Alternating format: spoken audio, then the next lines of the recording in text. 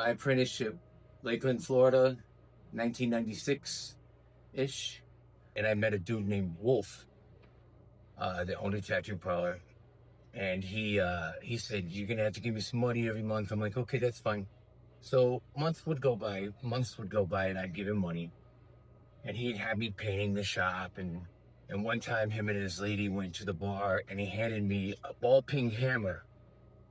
And there was this giant wall. I'm talking like the length of that wall right there. And he said, I want that wall gone when I get back.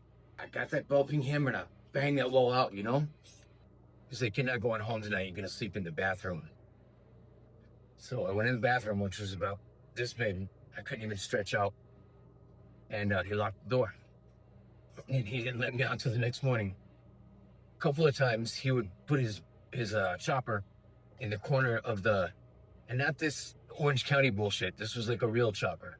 He'd put his nose of the bike in the corner of the shop. He would open that shit up, you know? And the whole shop would fill with smoke, like billows of smoke would be going out the door, you know? But when he was done, you know, going back and forth and opening it up, he'd hand me a fucking spatula.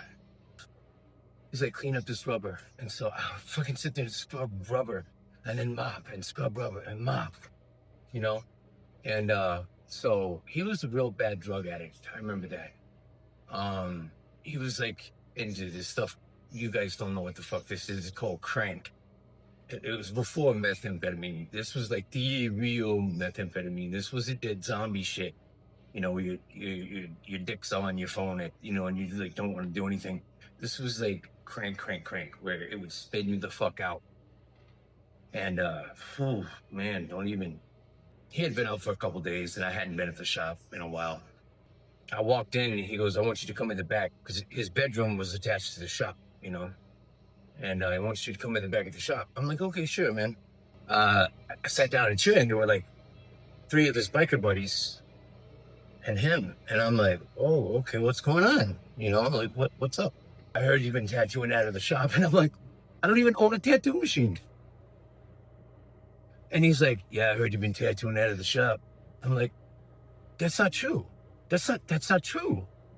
He's like, well, I heard it from a confidential source. And I'm like, okay, in your head, because you've been up for 4 fucking days? They came behind me, they tied me to the chair, like really tight. I thought they were gonna kill me. They started beating me, like unconscious. And I was like in this dreamland, and then I'd come to because they would take this German Shepherd, this dog's water bowl and pour it on my head to wake me up. And then they'd beat me again. And then the 3rd time I woke up, I felt this pain in my hand, and it was my finger was in bolt cutters, and the guy was staring at me. He's like, you're gonna tattoo again in this town? You're gonna tattoo in this town? Are you gonna tattoo in this town? And I'm like, no, fuck, tattooing, you know? I got out alive, they let me go. And they told me that if I went to the police or anything like that, that they'd find my body on top of my girlfriend's body in the swamp. Hope you guys are having a great day. Bye.